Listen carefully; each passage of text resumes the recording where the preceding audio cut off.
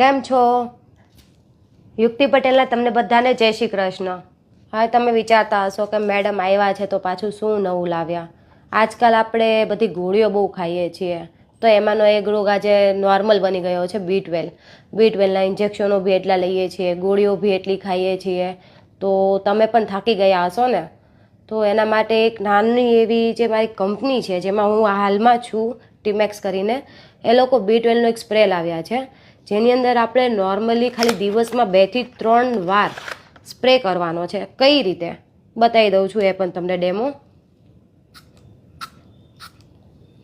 આવી રીતે. અને આનો ફ્લેવર સાચુંમાં સ્ટ્રોબેરી ચોકલેટ જેવો છે.